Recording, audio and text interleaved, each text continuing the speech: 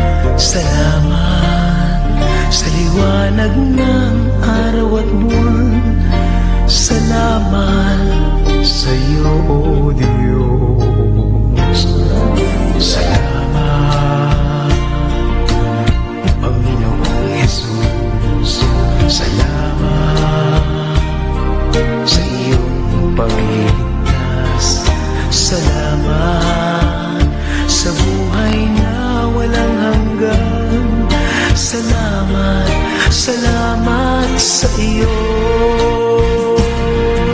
Walang hanggang pasasalamat. Ang sa'yo'y aming sasambitin. Maging sa huling sandali ng aming buhay, pasasalamat sa iyo'y walang hanggan.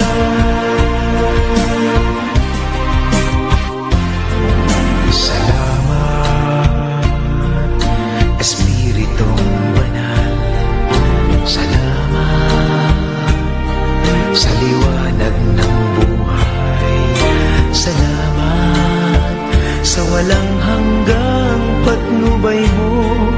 Salamat sa iyo, Diyos. Salamat sa mga magulang ko. Salamat sa mga kapatid ko. Salamat sa lahat ng kaibigan ko. Salamat, salamat sa iyo. Walang hanggang pasasalamat. Ang sa iyo'y aming sasambitin. Maging sa huling sandali ng aming buhay, pasasalamat sa iyo'y walang hanggan.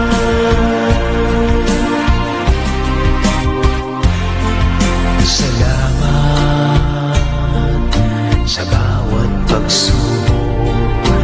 Salamat sa tibay ng loob. Salamat sa landas ng pagbabago. Salamat sa iyo, Diyos. Salamat sa wagas na pag-ibig mo. Salamat, inibig mo ako. Salamat sa bawat taong nagmamahal. Salamat, salamat sa iyo.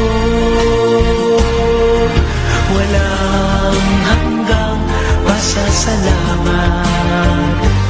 Ang sa'yo'y aming sasambitin. Maging sa huling sandali ng aming buhay. Pasasalamat sa iyo'y walang hanggan. Walang hanggang pasasalamat ang sa'yo'y aming sasambitin. Maging sa huling sandali ng aming buhay. Pasasalamat sa iyo, pasasalamat sa iyo, pasasalamat sa iyo. Walang hanggan.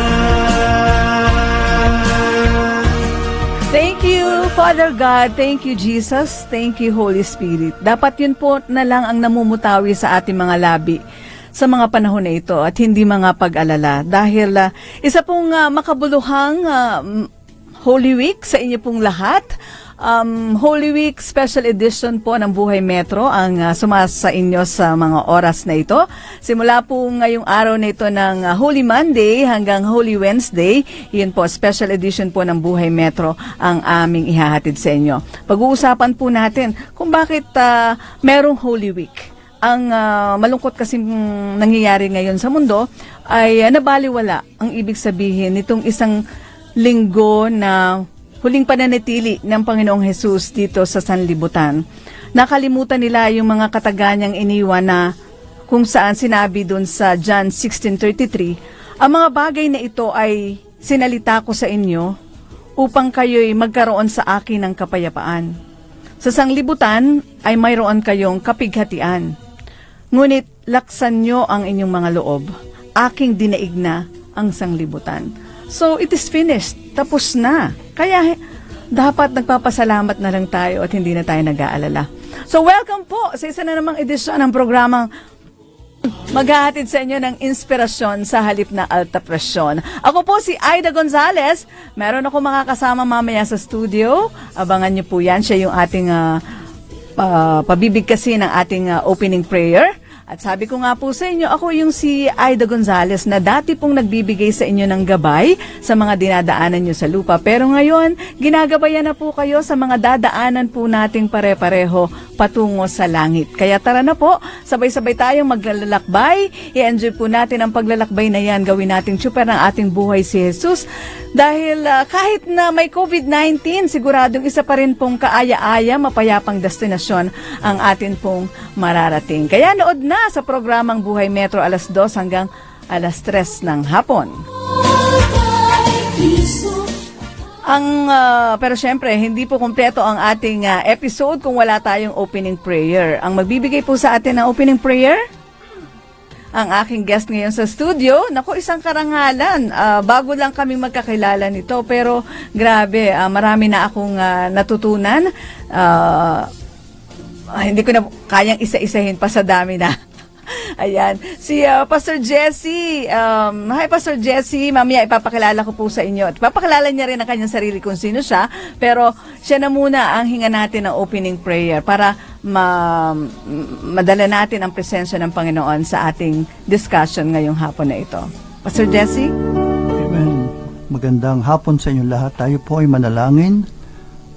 Aman Diyos, anak na Panginoon nyo, anak nyo po kami lahat na tumatawag sa inyo, Abba Father, God of Abraham, Isaac, and Jacob. Pagpalain nyo po ang programang ito na maraming nakikinig na sila po ay hindi lang matuto, kundi maging malapit sa inyo at mahalin kayo, paglingkuran kayo. Salamat Panginoon kay Sister Aida and the rest of her listeners at sa buong naming mga kapatid all over the world na nakikinig ngayon. Mataas ang iyong pangalan. We bless you in the name of Yahuwah, our Lord and Savior Jesus Christ, we pray. Amen. Amen. Amen. Thank you, Pastor Jesse Gatdula. Ayan. So, sa mga gusto pong makilala si Pastor Jesse, bago tayo doon sa ating mas malawak na discussion. Sige, Pastor Jesse, ipakilala mo muna ang iyong sarili. Paano mo nakilala ang Panginoon? Sige nga, ikaw ba'y kagaya ko rin na malalim ang hugot? Tama yung sanabi ng Bible na God has called us out of darkness into a marvelous light. Dahil ang hirap nung nasa dilim ka palagi. Mauuntog ka madalas pag nasa dilim ka. Tama po ba yan? Amen. At ako po yung nasa dilim ng entertainment dati. Ako po ay dating musikero. Hanggang ngayon po, hindi ko makakalimutan yan. Dahil pagdating po natin ng langit, wala nang preacher doon. Dahil mawawala na kayo ng trabaho ron. Ang mga, meron din yung mga musikero, patuloy ang praise and worship natin doon. Amin po ba? Amen. Amen. Nasa na po tayo? Nagpapakilala ka Yeah, sa sarili mo. ako po ay si Brother Jesse Gatdula na ako po ay pinanganak dito sa Manila noong 1955. Ang presidente pa natin noon ay si President, kilala niyo po kung sino yun, right? Marcos? Hindi pa ho yun. Bago na yun. Magsaysay. Tinatawa kita Opo, 1955, di ko po makakalimutan yan. Doble 5 po ako. Ako po ay pinanganak na biblical name. So 1955 ka? 1955 ako. Oh, Opo. okay. Ako lang ang napangalan biblical Jesse or Jesus. Nung ako ay naging American citizen, binago ko na yung pangalan ko dahil nakakaya naman siyempre pag yan bang Jesus, di ba? Nakakaya kaya again Jesse Gatdula. Ang mother ko po ang isang ginamit ng Diyos sa aking conversions. Siya po ay madalas manalangin sa aking buhay at kabataan ko po ay hindi ko makakalimutan bilang kabataan. Andyan lahat ng bisyo. Nag-experiment ka siyempre kung anong gusto mong mangyari. At sa aking pag-experiment ay nagsimula ako muna sa music. Diyan po ako tumutugtog ng araw sa church. Actually, I started Sister Aida sa church. Diyan ako natuto ng skills sa Bethel Temple, Manila. One of the pioneer ng mga gospel contemporary music nung araw. At diyan po ako nangaroon ng masasabi kong nahugot yung aking skills sapagkat napakahusay yung aking mentor. Sometimes I call it mentor, actor mentor dahil sobrang higpit.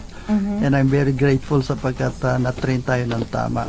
I like to greet the Lucica family and also, babati muna ako bago ko tuloy yung pangalan ko.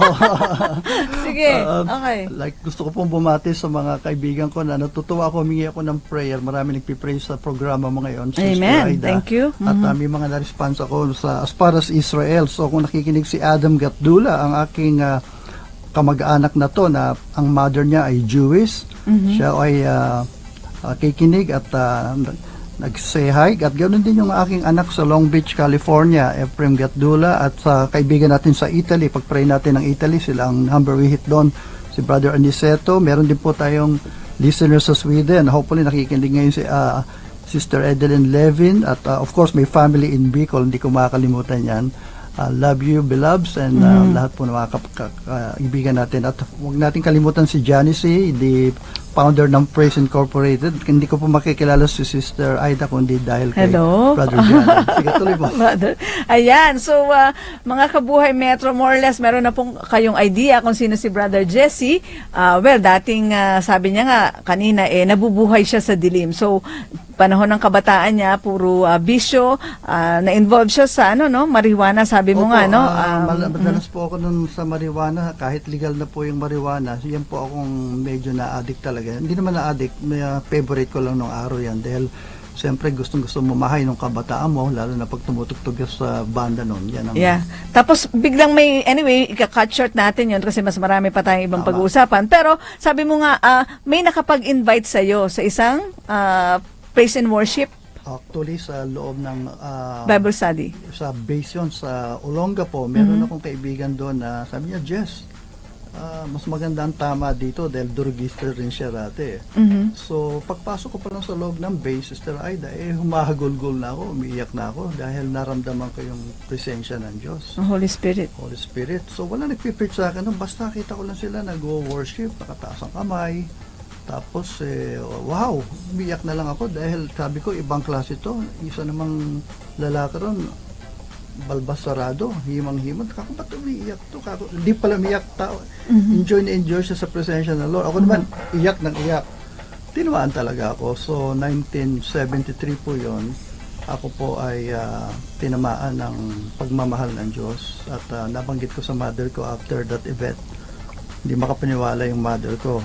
Muntik ngang maslain Dahil, wow, ang anak kong bunsong lalaki ay binago ng Lord. So that's the start of my life journey dahil Noong time na yun, Sister Aida, siyempre, ginigiyang ka pa sa bisyo mo. So, kailangan pala natin na mas malakas na power para mawala yung bisyong yon. At doon ako nabaptize ng Holy Spirit na tinatawag nila na charisma or Pentecostal experience na it's not by might, it's not by power, it's by God's Holy Spirit. Doon talaga na-turn around ang buhay ko. 1973, October 1, 1973, at my home church sa Manila Bethel Temple. Hindi ko po kinahiyayan yan pong roots ko sapagkat isa yan sa mga pioneer ng Spirit-filled worship and banda sa Metro Manila. Simula noon, my life really, it was amazing. Kita kong pagbabago sa buhay ko. Hanggang ngayon, 65 years old na po ako. Senior na po ako. May 3 apo na nga ako eh. And I have many things to share as the Lord allow us to share. Pero masasabi ko na when you give your life to God, talagang aton tunay na trip sapagkat He is the way, He is the truth, and He is the life. Talagang yung tatlong yun, nakita ko sa buhay ko. Yung katotohanan, yung buhay, at yung daan. At siya lang talaga ang nag-fulfill ng buhay ko. Kaya natutuwa ako at marami po tayong pag-usapan namin. So, to God be the glory sa ginawa ng Diyos sa buhay ko. At alam ko yung mga nakikinig dito, may experience nyo rin at talagang may tunay na Diyos na nagmamahal sa atin. Amen. Amen. Ayan, ako. Ayun po, di ba? So, sige, tutuloy natin yung kwentuhan natin, Brother Jesse. Pero, eto muna, ibigay muna natin yung ating food for the soul. Ang Food for the Soul ay hatid sa inyo ng Pilnone. Food for the Soul. Mga natatanging paalala at gabay ng may kapal. Food for the Soul. Attention mga kabuhay metro ha, again and again hindi po kami magsasawa na magpaalala sa inyo, mangulit sa inyo na sana ay makaugalian na natin ang pagbabasa ng Biblia.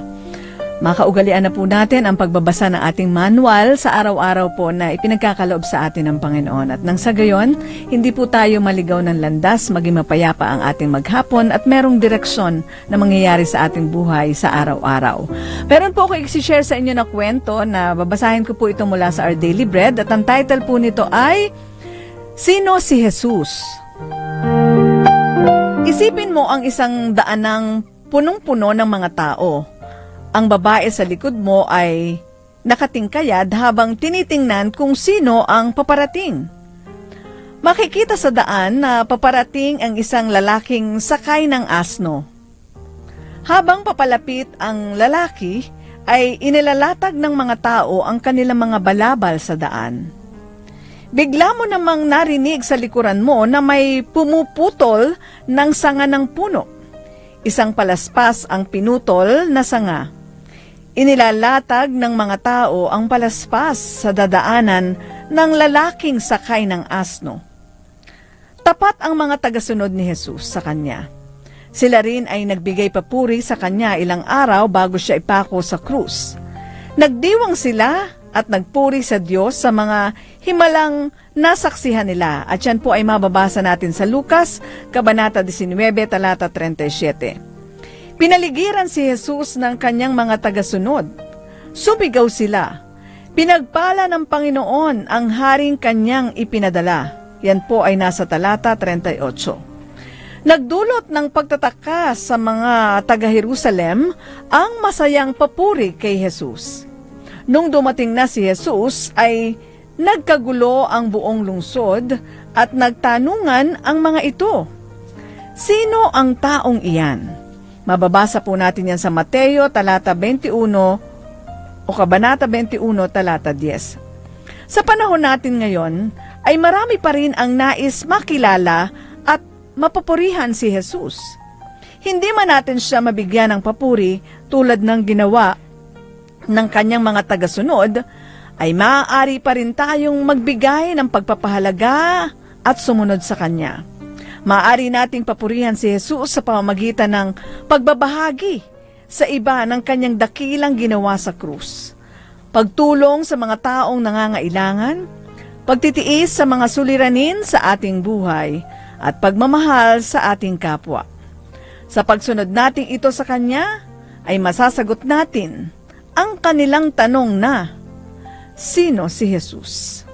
Ang buod ng kwento, mga kabuhay Metro, na kung saan ang panalangin nga namin ay hindi mo palampasin or papasukin lang sa kanang tenga at palabasin mo sa kaliwang tenga. Sana'y manatili ito sa iyong puso at isipan at mapagsikapan mo na may apply sa iyong pang-araw-araw na buhay. Napapapurihan natin ang pangalan ng Diyos kapag tayo ay sumusunod sa Kanya. So, sakto mga kabuhay Metro, diba? Yun nga pong senior ni Brother Jesse kanina, kung paano siya binago ni Jesus, at ako, na open book na rin naman po sa inyo ang aking kwento. Yun po, sa pamamagitan po ng paglalahad namin ng testimonya sa inyo kung paano kami binago ni Jesus. Yan po, nabibigyan natin ng papuri ang Panginoon. Tama ba, Brother Jesse? Tama-tama po. Ayan. So, babalikan po natin yung discussion. Holy Week special po tayo ng Buhay Metro. Kaya dyan lang po kayo. Makalipas lamang ang ilang paalala. Ang Food for the Soul ay nihatid sa inyo ng Pilnoni. Buhay Metro!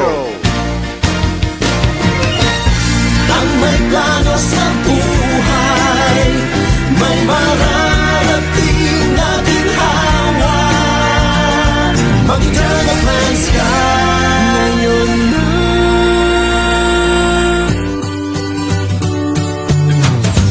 Good deals happen only at Isuzu Gen Cars. Isuzu Gen Cars, after sales quality service. Isuzu Gen Cars, expert mechanics to deal with your car problems. Isuzu Gen Cars, the trusted name for Isuzu car dealership. Isuzu Gen Cars dealership are Isuzu Makati, Isuzu Batangas, Isuzu San Pablo, Isuzu Legazpi, Isuzu Naga, Isuzu Batangas City, and Isuzu Santa Rosa. Gen Cars Incorporated, 40 years of sales and service excellence. Check out the all-new Isuzu MUX RC4E diesel engine to the nearest Isuzu Gen Cars dealership. For more details, visit and like our Facebook page to get the latest events and happenings. Patuloy na naglilingkod sa bayan. Mas todong pagbabalita. Mas todong pagseserbisyo publiko. Ito ang DWIZ 882. Mas todong lakas, mas pinakikinggan ng buong bansa. Palakasin ang resistensya para iwas-iwas sa sakit with proper diet and exercise. Ito po si Fanny Serrano. Sa mundong ginagalawang ko, my creativity comes in many forms. To feeling, pero nakakapagod din. Buti na lang, may MX3 to help me focus and gain more energy. MX3 has powerful triple antioxidants alpha, beta, and gamma. Clinically proven in helping boost my immune system and energy with my healthy lifestyle. My artistic inclinations become MX-extraordinary. Thanks, MX3. Mahalagang paalala, ang MX3 capsule ay hindi gamot at hindi dapat gamiting panggamot sa anumang uri ng sakit. DWIZ 882. Maririnig saan man panig ng daigdig. Mag-livestream lamang sa www.dwiz882am.com o i-download ang official DWIZ 882 app sa Apple Store at sa Google Play Store. DWIZ 882. Mapapakinggan worldwide.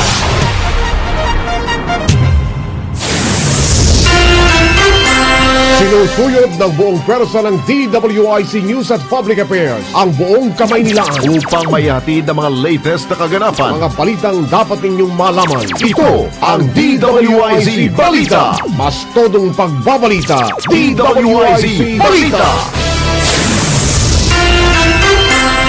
Agarang pag-aksyon sa mga reklamo kaugnay ng umiiral na ECQ, tinayak ng Joint Task Force COVID Shield. Detalye ng balitang yan mula kay Patrol 9, J. Mark Tagala.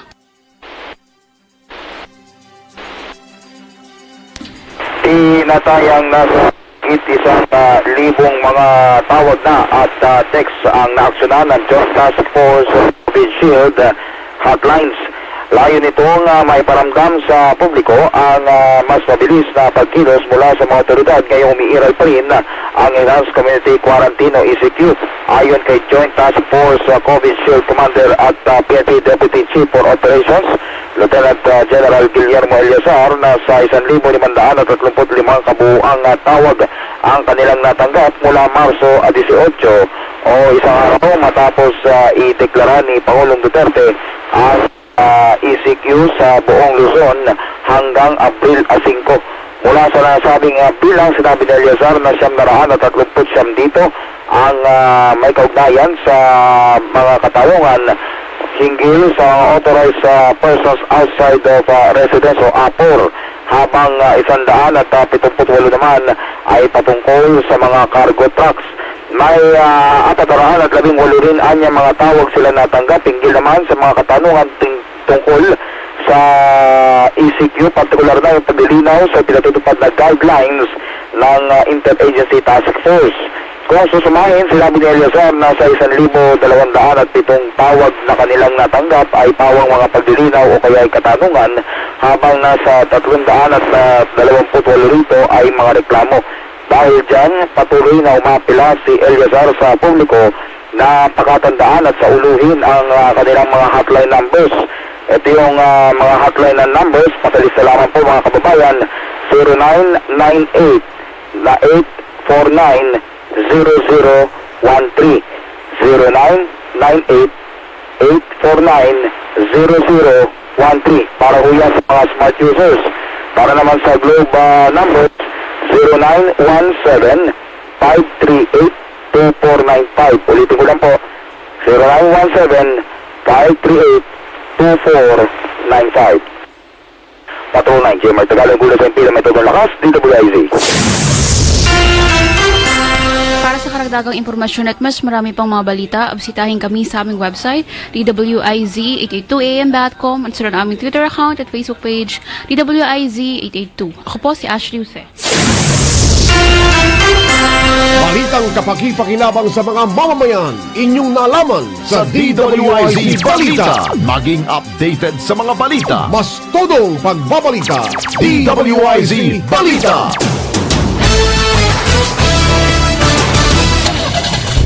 On the go, bisyo ay magserbisyo. Bagong programa dito sa DWIZ, maghahatid ng naibang mga balita at tunay na serbisyo sa kapwa. Sa inyo, Lunes, Miyerkules at Biyernes, alas 5:30 hanggang alas 7 ng gabi. Kasama si Gani Oro. Abangan! Pilipinas! Ngayon na! Nasa sa inyo dito sa DWIZ 882 tuwing Lunes at Miyerkules. Pilipinas! Ngayon na! Pangungunahan ni dating Press Undersecretary Robert Rivera at Miss Noli Acosta. Pilipinas! Ngayon na! COVID-19. Ating linawin. Sino ang kinakailangang sumailalim sa 14-day home quarantine? Ang mga taong kahit walang lagnat, ubo at iba pang sintomas ngunit naglakbay sa nagdaang 14 na araw sa mga bansang kasama sa travel restrictions. China, Hong Kong, Macau at North Gyeongsang Province kasama ang Daegu City at Cheongdo County ng South Korea. Nagkaroon ng exposure sa mga kumpirmado o posibleng mayroong COVID-19 at nagtrabaho o nagpunta sa healthcare facility na naggamot ng pasyenteng kumpirmado o posibleng mayroong COVID-19. COVID-19, ating linawin, isang paglilingkod bayan ng DWIZ 882.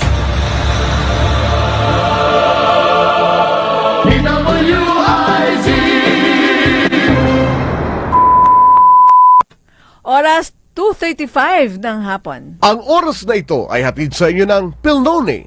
Feel younger, feel better, be healthy. At ngayon, balikan natin si Aida Gonzalez sa Buhay Metro.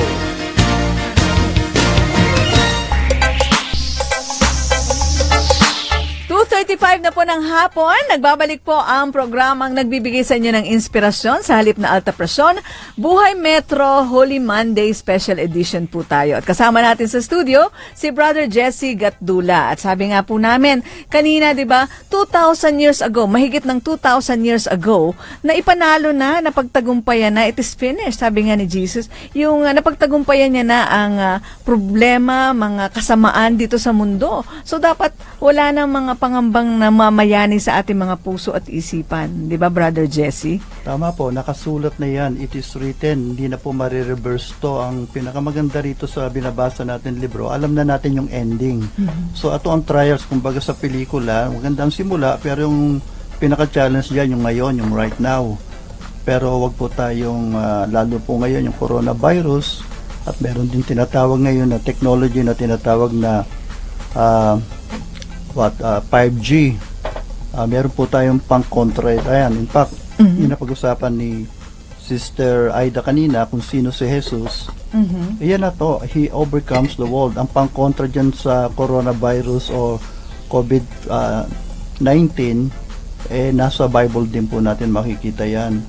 At meron po akong gustong i-share dyan. At bago ko po i-share po yan tungkol dyan sa napakagandang na-overcome ni Lord itong mga sakit ng dinadala ng mundo ngayon, ay naalala ko nung ako ay dinala ni Brother Butch Bellica, the religious presidential advisor ng ating Pangulo. Dinala ko sa Korame one time. Sabi ko, wow, this looks familiar, sapagkat nung ako po ay malapit na ma-born again, nakarami po ako noon sapagkat nakitahan po ako ng napakaraming marijuana sa bulsa ko at sa kamay ko. Pero nagdasal ako noon, sabi ko, Lord, maglilingkod ako sa inyo, i-save mo lang ako dahil alam ko, martial law noong time na yon, ha? Mas mahigpit pa yata kay President Duterte nung araw. Pero nirinig ng Lord yung prayer ko, Sister Aida. Miiyak ako nung biro mo, nakarami ka, pinaglinis ka ron. After few hours, dumating yung kapatid ko, my brother Bong, nasa San Francisco ngayon, ay dala-dala niya yung time na yun niya. May isang kaibigan siya na very popular ng anak ng mayor nung time na yun, sa noong 70s. To make the long story short, nakawala po ako. Kaya sabi ko kay Brother Boots, this brings a lot of memory dahil dito ako, sinave ng Lord, dito ako nag-pledge na ibibigay ko yung buhay ko sa Diyos. Kaya yun ang nangyari sa akin. Sister Aida, nangaroon ako ng tinatawag na born again. Hindi naman, pag sinabing born again, hindi naman religion yan. It's experience. Relationship natin sa Lord po yan. May tatanong ka pa ba? So wala po. So yun, ganun gumalaw sa'yo si Jesus. Na doon sa binasa natin kanina, 'di ba? Itong kahapon, ito yung pasimula nung huling linggo niya sa mundo, 'di ba? Oo, 'di ba kahapon po 'yon? Meron po akong gustong i-share sa inyo, no. Ito po ay isa sa mga paborito kong subject, no. Ako po ay nagpapastor sa Amerika, 20 years po ako nagpastor doon. Passion talaga ako to know who Christ is, sapagkat kaya nga tayong tinawag na Kristiyano dahil kay Kristo, no? Meron po akong gustong i-share na napakadaling intindihin. Katulad nung nag-exam kami ni Sister Aida, nakapasa sa akin yan dahil na-memorize niya yung 10 Commandments. Lalo ngayon, alam niya na yung Torah or basic commandments ng Lord. Itong 5G na nangyayari po ngayon, papunta na po tayo sa technology niyan. Ako po mahilig sa computer. Nung nauso po yung internet, isa po ako sa mga mahilig sa mga gadget. Nauso yung 286 pa noon. Naalala niyo yung computer noon, 286, again 386, 486, Pentium, 586. And then, nasubaybayan ko po lahat yan. Ngayon po, may darating na technology that will really control the mind and control, lalo po ngayon, mga bata ngayon, halos hindi mo na makontrol. Bakit? Ito po ay isa sa mga secret agenda po ng ating tinatawag na wala po tayong kaaway dito, ang kaaway natin demonyo, pero ito pong coronavirus, may combination pa yan ng tinatawag nilang 5G technology that could really control ang mga minds ng tao. Kung nakikinig po kayo ngayon, bibigay ko po sa inyo yung site or link na ma-open talaga yung eyes ninyo. So hindi po aksidente na nangaroon po ako ng spiritual journey in my life, which I'm very grateful, at nahilig din ako, Sister Aida, sa Bible prophecy, sapagkat ang prophecy is past, present, and future. So ang Bible po is divided into two, Old and New Testament. Kung pag-aaralan po natin ang scripture, ang common denominator nila, naalala ko, tinanong sa akin ni Corina Sanchez, ano ang pinakabuod ng Biblia, which is it's a history po, history. Sabihin nyo, history. Yan. Sino mahilig sa history dyan?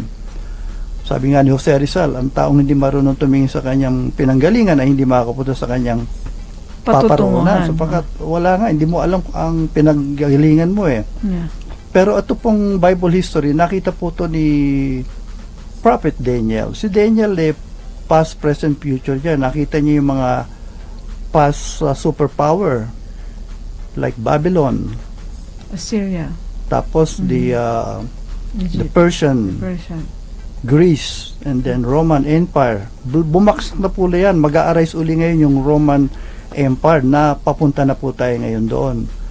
Pero ito pong kingdoms na to, lalo yung nagkokontrol sa atin yan, hindi tayo makalabas, kontrolado tayo ng virus kuno, pero totoo po yan, talagang totoo yan virus. Kaya lang, in the name of this virus, ay hindi na tayo makagalaw.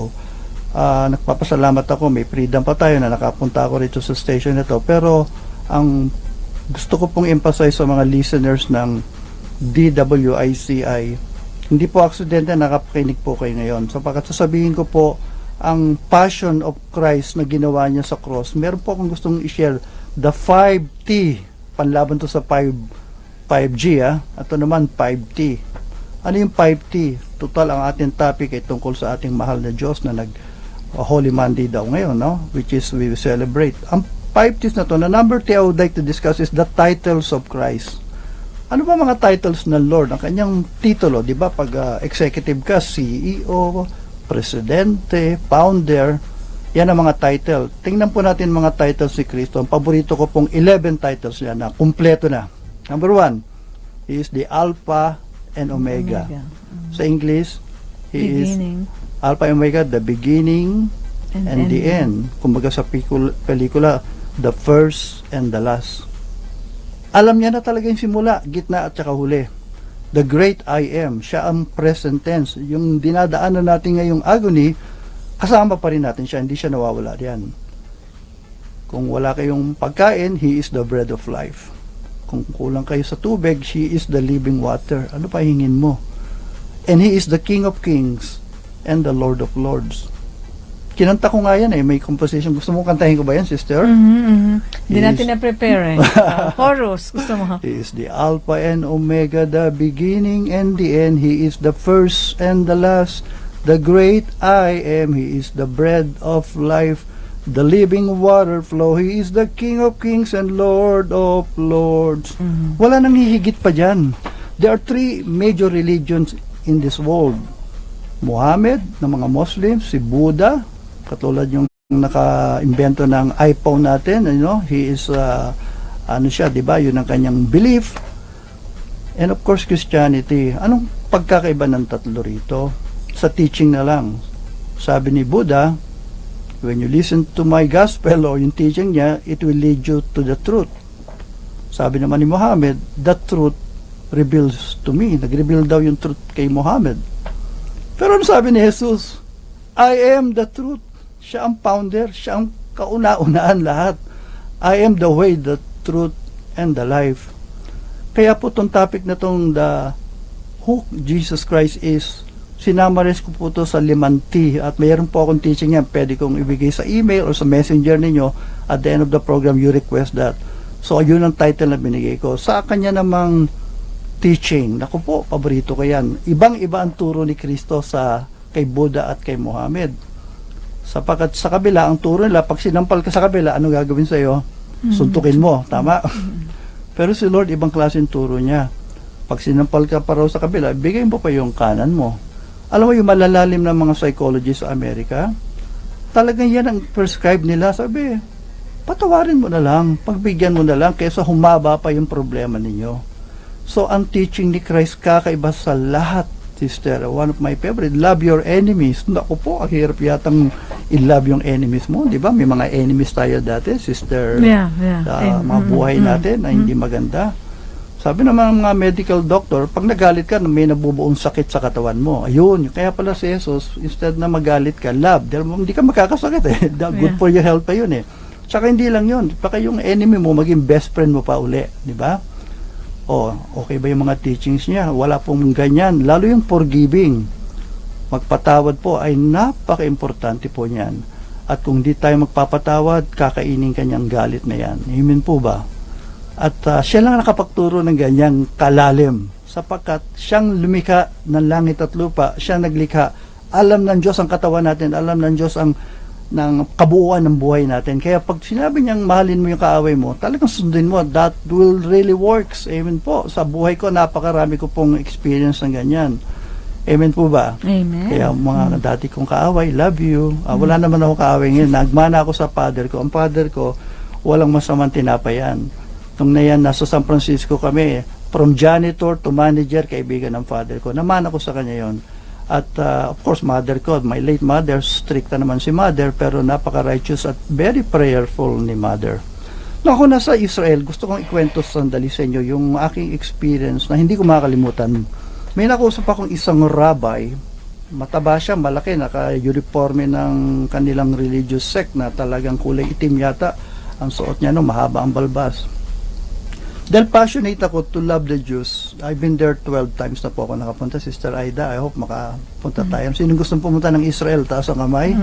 Kami Kaibigan lahat. po ng kaibigan ni Babalik. President Duterte ang Israel. Doon na nga daw tayo bibili ng armas sapagkat napakagaling nila.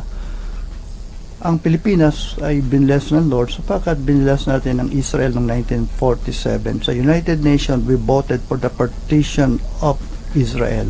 Kaya nga tayo pwede nang pumunta ng Israel na walang visa, pamasahe lang. Pero balik tayo sa topic natin, sino si Jesus? Nung may nakusap akong rabbi, the Lord impressed to me to really talk to this well-known rabbi dun sa may Kotel. Kotel is yan yung Wailing Wall na favorite place to pray. Sarap magdasal po riyan. Sabi ko sa Rabbi, Rabbi, do you believe that God could do anything He likes? Magagawa ba ng Diyos ang lahat niyang gustong gawin? Sabi niya, of course, Pastor. He is God Almighty. He could do anything that He likes. Atong punchline. Sabi ko naman susunod, Rabbi, do you believe that God could manifest in the flesh? Magkatawan tao ang Diyos. Hindi siya agad nakasagot. Sabi niya, I remember my teacher or my master rabbi mentioned that to us.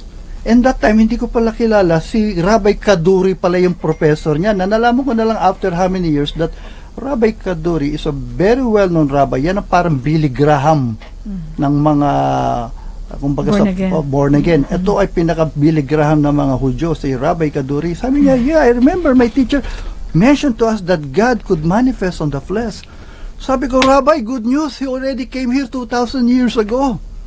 And I won't forget that. At simula po noon ay ito pong revelation na to na ang ating Diyos na katawan tao. Ibang klase po ang ginawa ng Diyos. Kumbaga siya parang tao, naging aso o naging hayop. Ganun siya po. Parang He manifests in the flesh and dwelt among us.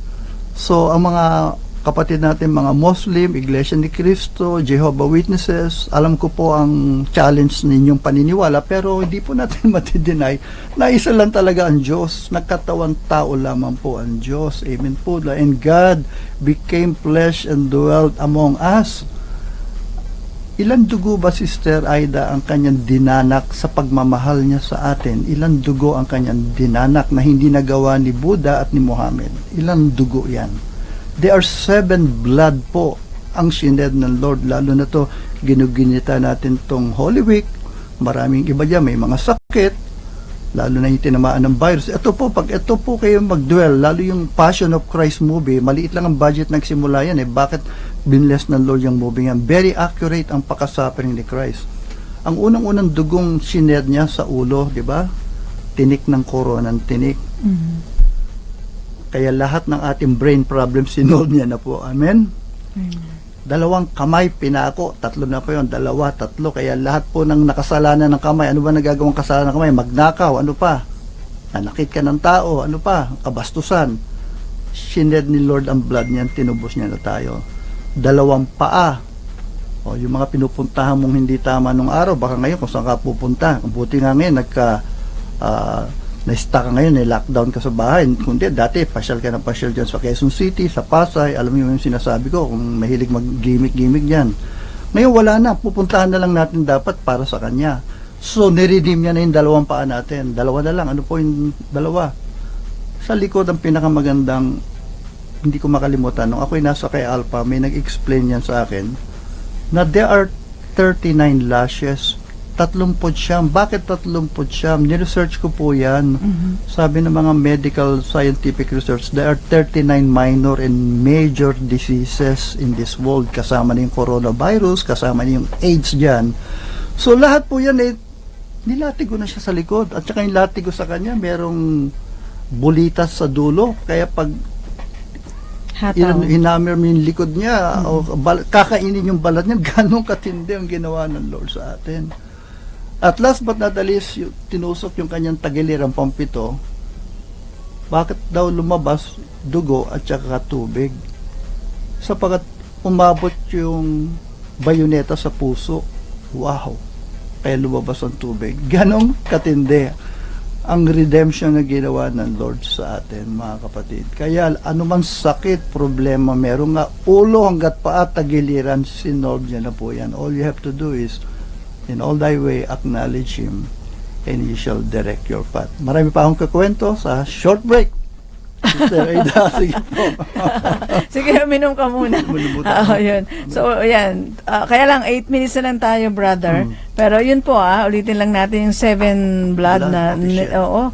Alam mo, brother, nung nandun nga ako sa Jerusalem, grabe, as in, iyak din ako nung na-realize ko, kasi pinuntahan namin yung dinaanan niya habang dala-dala niya, pasan-pasan niya yung krus at yung lugar din ng Golgotha kung saan doon ipinako siya. Pinuntahan namin yun. Grabe.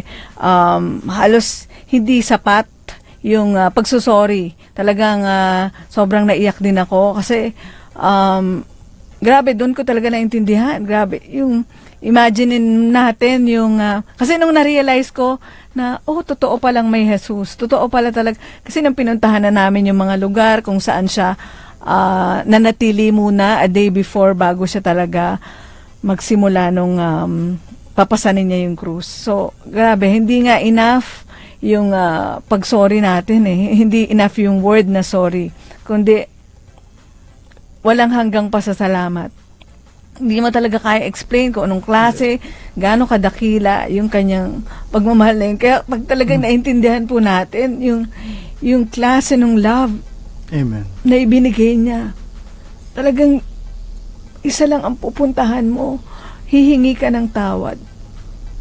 Tsaka Sister Aida, isa sa mga very touching sa ating Panginoon. Very humble siya. Pero mo galing siya sa heaven, made of gold, correct. Silver and gold, nandun na. Yeah. Naglanding siya hindi po sa Amerika, naglanding siya hindi sa Beverly Hills, hindi po siya naglanding sa Russia or sa Canada or sa Pilipinas, haging muntik na raw siya rito. Pero naglanding ang ating Panginoon sa maliit na sabsaban sa Bethlehem. Kung alam niyo po, kung nakapunta na po kayo ng Israel, ang Bethlehem, compare mo sa Manila, tondo po yan ang Bethlehem. Hindi naman talagang first class yan or Beverly Hills or Forbes Park. Buti na lang ang pinakamayamang Pilipino ngayon sa Pilipinas, tiga Tondo. Kaya I salute, kapitbahay po natin yan sa Global City. So, very humble po ating Panginoon that He came to His own. Ang masakit nito, He came to His own, and His own received Him not. But as many as receive Him, to them gave He power to become the children of God. Kaya po, pag tinanggap po natin siya, ay mangaroon po tayo ng magandang kabuhayan. Gusto ko mag-pray ngayon, sister. Mag-pray na tayo sandali, and then we will continue. Marami pa akong gustong sabihin na pahabol. Pero go ahead. Sige. Alright. Sige po, go ahead. Sige po, let's close our eyes. Lahat po na nakikinig all over the world, Metro Manila, Bicol, anuman lugar po kayo, ang Diyos ay katabi natin ngayon sapagkat siya ay Almighty God, ang presence niya si Jehovah, Yahweh, Shammah, kasama natin siya. So Panginoon, pinagdadasal ko mga nakikinig ngayon, ang topic namin ay ang founder ng Christianity, walang iba kundi ang aming Panginoong Hesukristo, ng Diyos na nagkatawang tao. I pray, O Lord, that you will heal yung mga may sakit at yung mga nakukonfuse. I speak healing sa pangalan ni Jesus. Marami ako nakikita mga malulungkot ngayon, pinapasaya na kayo ng Lord. Lahat na may sakit, tanggapin yung kagalingan ninyo. Sapagkat mahal na mahal kayo ng Panginoon. And Lord, bless our President Roa Duterte, kanyang cabinet, Senate, Congress, from barangay level to lahat po ng sektor ng bansa namin, ang aming governor, mayor, Pinagdadasal ko lahat sila na makakakilala, magmahal sa inyo at pagpalain nyo ang Pilipinas. Tremendous blessing. Jubilee Philippines. Pagpapala, prosperity, peace, protection. At ganun na, lalo na Panginoon na pagiginawain nyo after these trials, Lord. Puro blessing na matatanggap namin. Tanggapin niyo po to sa pangalan ni Yahuwah, sa pangalan ni Jesus. Amen. Amen. Amen. Brother and sisters, meron po ako magandang ibabalita sa inyo na meron pong blessing na available sa mga taong bayan. At yan po ay sulatan nyo lang po ako or kay Sister Aida to give you the detail. Ito po ay isang napakagandang blessing na marami pong nakikinabang at alam ko majority hindi nyo pa alam to. Hindi po to hoax, hindi po to scam. Ito po ay part ng Jubilee message na sinishare ko noon na naniniwala ako Philippine will experience Jubilee. 4 na P po yan Jubilee. Peace, kapayapaan, prosperity, protection, paborito ko yung number 4. Pitaka mo punong-puno or be-blessing ng Lord ang iyong finances. Yan po ang plano ng Diyos sapagkat bakit pinagpala ng Diyos ang Amerika, where I came from, sila po ang promotor ng gospel, like mga missionary, bibigay ng mga Bibles, Gideon, and so forth. Binless kami tremendously. Pero ngayon po, pinasa na ngayon sa Pilipinas, tayong pagpapalain para ma-share natin yung pagmamahal niya sa 1040 Windows, lalo na yung mga Muslim brothers and sisters natin na hindi pa nakakakilala talaga sa Kanya, na nagpapakilala na talaga ang Diyos sa Kanya. So we love you, thank you for listening, at thank you for your invitation. Baka meron ka pang tanong, pahabol, sige po. So, yun lang, Brother Jesse, paano natin maipapaunawa doon sa mga hindi pa talaga nararanasan ang buhay na may Kristo sa kanila? Kasi yung mga tao na ang akala nila ay malayo ang Panginoon, kaya hindi nila maranasan ang isang buhay na payapa at kasiyasiya. Kasi yung mga tao na ang mahalaga pa rin ay yung mga material at nananatiling patay pa rin yung kanilang espiritual na buhay. Kaya malayo ang Diyos sa kanila sapagkat ang Diyos nila ay material. Alam mo, parang naalala ko yung paano manghuli ng monkey. Ang monkey, pag nakakuha po yan ng nyug, hindi niya bibitawan yun. Oo, kaya nahuhuli yung mga monkey, ganyan pong panghuli. Maraming tao ayaw mabitawan yung material, ayaw mabitawan yung girlfriend, boyfriend na may sabit. Amen? Give it up. Just accept Christ. And things will be better. Believe me. Si Aida, alam ko yung story niya, nakwento niya sa akin. Ganon din. Just give it up. Give and it shall be given. Alright? Pag binigay mo po yan, babalik ng Lord sa iyo, mas maganda pa. Amen. Mas maganda pa sa hinahawakan mo ngayon. So, kung ano yung hinahawakan mong hindi tama, bitawan mo na yan. And let God bless you and let God provide all His needs according to His riches and glory. Bibigay niya lahat yan. Amen. Sige po. So, last words, Brother Jesse. Hopefully, hindi naman to magiging first and last natin. Nadala na kita dito. Ayan, pinag-pray mo na yung maraming lugar natin dito. Sige po. Last words mo. Bago tayo magpaalam. Shalom, Philippines. I love Philippines. 32 years po ako sa Amerika.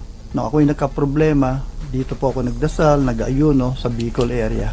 Welcome po kayo riyan. At hindi po aksidente na binalik ako ng Lord ito for a purpose sapagkat may magandang plano ang Diyos sa bansang Pilipinas. Kaya mabuhay ang Pilipinas. If you need more information, you could call my cellphone number. Ready na ba kayo? 0917, Globe po yan ha, 0917-888-1540. Or sa Facebook ko naman, Jesse Estrella Gatdula, or through WIC. Maraming salamat po. Shalom, Philippines. God bless you. Thank you, Sister Aida. Glory to God. Thank you, Brother Jesse. Naku, yun. Sana po ay na-bless tayo lahat na nakinig po dun sa mga mensahe na senior po sa atin ni Brother Jesse. Yung mga pagpapala na senior din po niya sa atin. Ako, let's be all expectant. Grabe. Yaman ng Pilipinas, di pa pwede tayo maghihirap. Amen? Amen. Amen. So, ayun po. So, sana na-bless din po kayo. At yan po yung ating Holy Monday special ng Buhay Metro. So bukas po magkarinigan ulit tayo. Thank you, Brother Jesse. At syempre salamat sa ating mga nakaagapay mula sa newsroom, si Ashley, si dito rin sa social media. Jude. Hello, Jude. Thank you. Ganun din na Ayesha ba? Si Ayesha ba yun? O si ano? Si May. Si May. So, thank you. O, Jeric, Daniel, thank you rin sa inyo dyan. So, pag-alala nyo dyan. At of course, yung ating mga kasamahan, yung mga tropa natin mula sa transmitter. Of course, Sir Edgar, maraming salamat din po. And patuloy nyo kaming nabibigyan ng pagkakataon dito sa program sa istasyon ng DWIZ para maikalat po ang mga inspirasyon, mga informations na nakabatay po sa banal na salita ng Panginoon. Susunod na si Sis Loli Acosta sa kanyang programang Sulong na Bayan. Tuloy-tuloy niya rin po kayong i-inspire. At si Brother Sherwin Eslava naman mamaya sa kanyang programang Faithfully Yours. Ako po si Aida Gonzalez, Aida G for short, na nagsasabi sa iyo na Kabuhay Metro, everything will be okay in God's perfect time. Bibiguin ka ng lahat, pero hindi ka bibiguin ng Diyos. Trust God and do good. Marami pong salamat. Magandang hapon. To God be the glory. Metro ang inyong maaasahan. Huwag ka na mag-alala, nandito na sila. Si Aida Gonzalez at ang buong barkada. Eksperto ang magbibigay ng matalinong opinyon. Halina't makinig at mag-enjoy.